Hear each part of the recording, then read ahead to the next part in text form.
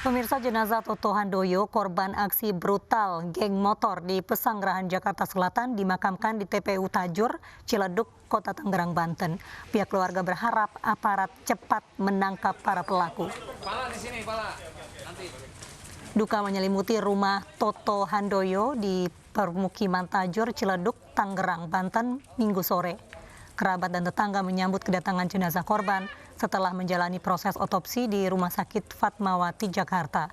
Usai disolatkan, jenazah korban kemudian dimakamkan di TPU Tajur, Ciledug. Toto, korban kebrutalan geng motor di wilayah Bintaro Permai, Pesanggerahan, Jakarta Selatan, Sabtu malam. Kerabat korban berharap polisi bisa menangkap pelaku penyerangan dan diberi hukuman setimpal. Apakah pelakunya menyerahkan diri, gitu kan, atau Pak Polisi sebagai penegak hukum bisa cepat-cepat mengungkap kasus ini, gitu kan, supaya pelakunya diberikan ganjalan setimpal dengan hukum yang berlaku. Sementara itu, pemirsa, polisi masih memburu pelaku penyerangan geng motor di warung makan di Jalan Bintaro Permai, Pesanggerahan, Jakarta. Dalam kejadian itu, 1 orang tewas dan 1 lainnya kritis. Garis polisi terpasang di lokasi penyerangan geng motor di sebuah warung makan di Jalan Bintaro Permai, Pesanggerahan, Jakarta Selatan. Menurut keterangan saksi, gerombolan geng motor datang dengan membawa senjata tajam dan menyerang sekelompok pemuda yang tengah berada di sekitar warung. Mendengar keributan, pemilik warung Toto Handoyo langsung keluar dan berusaha melerai massa. Namun Toto justru menjadi sasaran kebrutalan geng motor dan tewas akibat luka tusuk di leher. Nah itu memang kejadiannya saat cepat sekali, Pak. Ya, cepat sekali. Pada itu jam 11:30 malam. Saya juga sudah baru pulang bekerja, sedang nonton TV dengan korban dan satu lagi Pak Usman.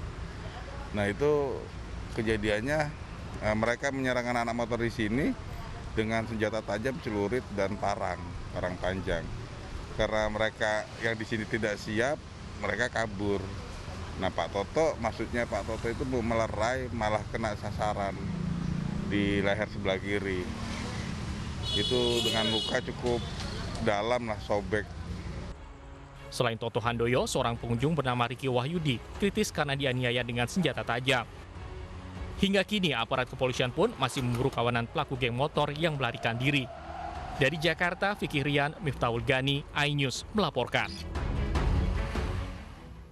Kita ke informasi di mana terpidana mati kasus kepemilikan 110 kg sabu, Chai Changpan, kabur dari Lembaga Pemasyarakatan Kelas 1A Tangerang, Banten.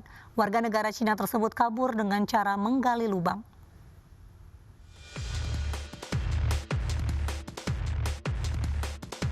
Detik-detik kaburnya terpidana mati asal Cina, Chai Changpan, terekam CCTV bagian luar lapas Kelas 1A Tangerang, Banten, 14 September lalu, pukul 2 dini hari.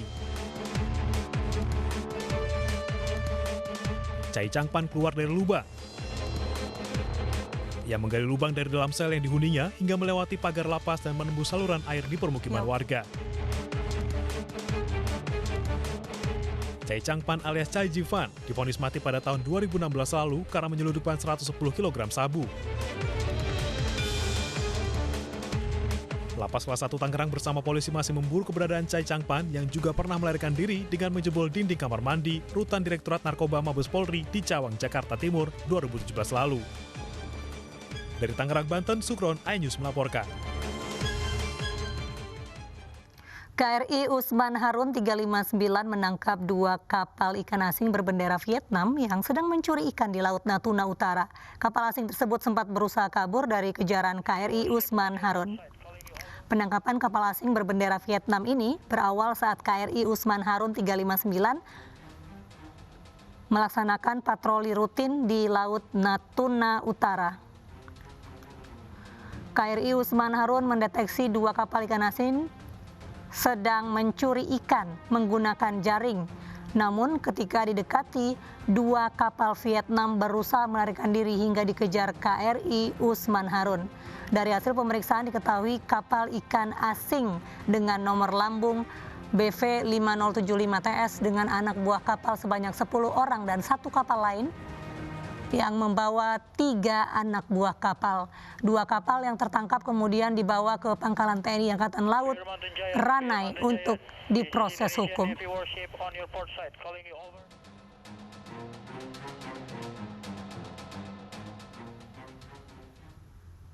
Kakak beradik di Simalungun, Sumatera Utara tega mencabuli bocah di bawah umur yang merupakan tetangga mereka. Bahkan korban sudah dicabuli kedua pelaku sebanyak 2 kali.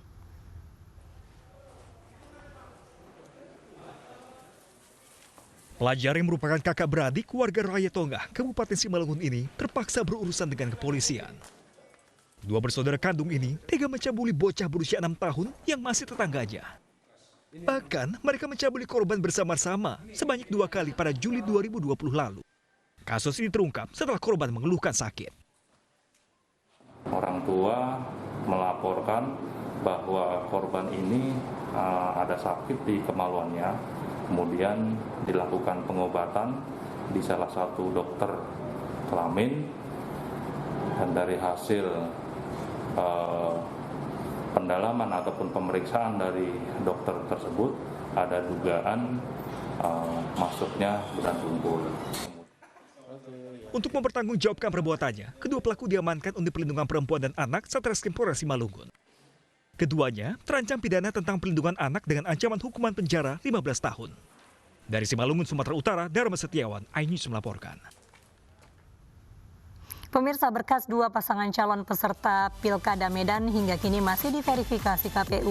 Kami hadirkan informasinya sesaat lagi.